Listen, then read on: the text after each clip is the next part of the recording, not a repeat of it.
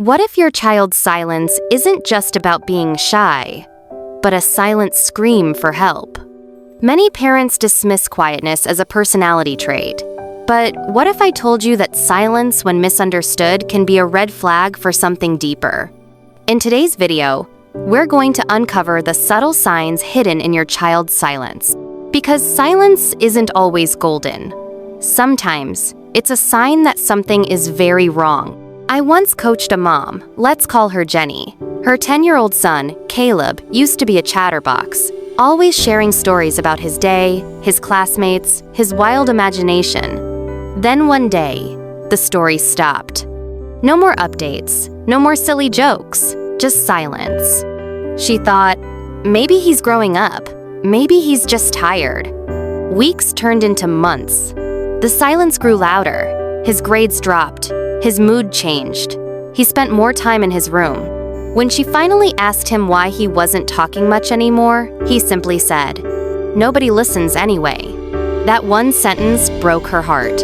And that's when she realized his silence wasn't just a phase, it was a red flag. If you've ever noticed your child retreating into quietness, zoning out at the dinner table, avoiding eye contact, don't brush it off.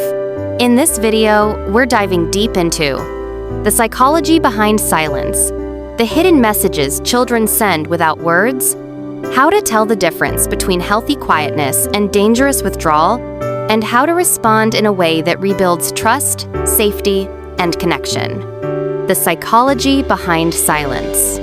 Silence is rarely just silence.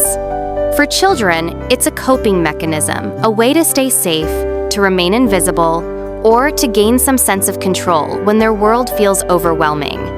According to child psychologists, a child who suddenly becomes quiet may be experiencing emotional overload, anxiety, fear of judgment, or even trauma. You see, kids don't have the language yet to explain their inner world, so they retreat into silence. Real-world triggers parents overlook. Here are a few common but often overlooked reasons a child may shut down emotionally.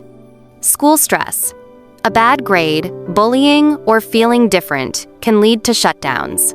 Parent-child conflict. If a child feels they're constantly being corrected, they may stop speaking up. Changes in the home. Divorce, a new sibling, or even moving houses can trigger withdrawal. Technology overload. Too much screen time reduces communication and connection. The quiet is good myth. There's a dangerous belief among many parents that a quiet child is a well-behaved child. But we need to ask, is the child calm or are they shutting down? Here's a powerful question to ask yourself. Is my child quiet because they feel safe and seen, or because they feel ignored and unseen? Big difference. Healthy silence versus red flag silence. Not all silence is bad. Some kids are naturally introverted and need alone time to recharge. That's okay. Here's how to tell the difference. Healthy quiet. Engages when invited. Shows interest in hobbies. Appears relaxed. Expresses thoughts occasionally. Enjoys company in small doses. Red flag silence. Avoids eye contact. Loses interest in favorite things. Seems tense or withdrawn. Becomes mute or monosyllabic. Actively isolates from everyone. If you're noticing a pattern where silence is tied to sadness, fear, or disconnect, it's time to pay attention. When silence becomes a cry for help, it's easy to miss a quiet child doesn't throw tantrums or shout. But silence can be just as loud as anger. Some children don't act out, they check out. They stop asking for help. They stop expressing needs. And eventually, they stop trying to connect. This type of silence isn't peaceful, it's protective. Subtle behaviors that often go ignored. Here are the signs parents and caregivers often miss. Avoidance of eye contact. Your child may suddenly avoid looking at you. Delayed responses. They seem mentally distant when spoken to. Monotone replies. Answers become robotic. Fine. Okay. Nothing. Shrinking presence. They physically make themselves smaller, crossing arms, curling up, hiding in corners. Perfectionism. quietly obsessing over getting everything right to avoid criticism, decline in creativity, less drawing, storytelling, or imaginative play. All of these are communication, just not the kind that uses words. What's really happening in their brain? When a child is stuck in silence, their brain may be in fight, flight, or freeze mode, and often, silence is a freeze response. This means their nervous system is overwhelmed. They're not being defiant. They're trying to survive emotionally.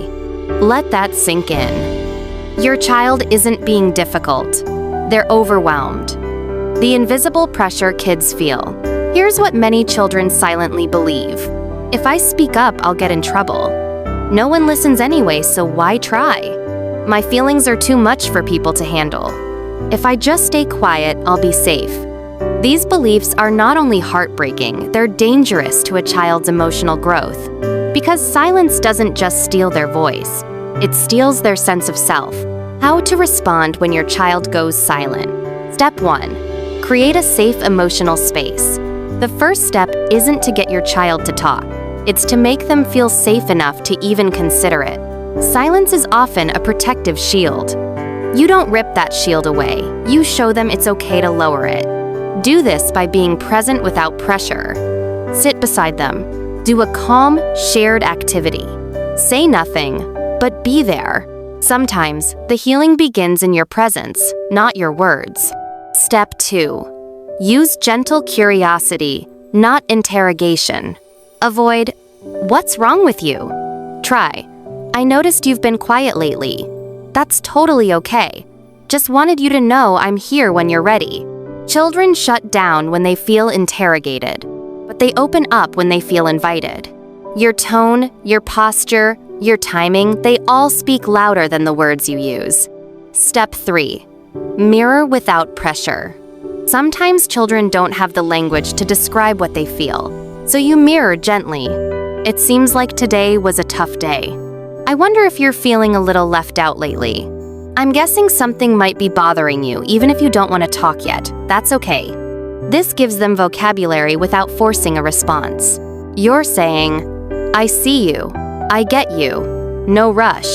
Step 4. Show calm in the storm. Your child's silence may come from anxiety, sadness, or fear. Your job is not to fix it right away.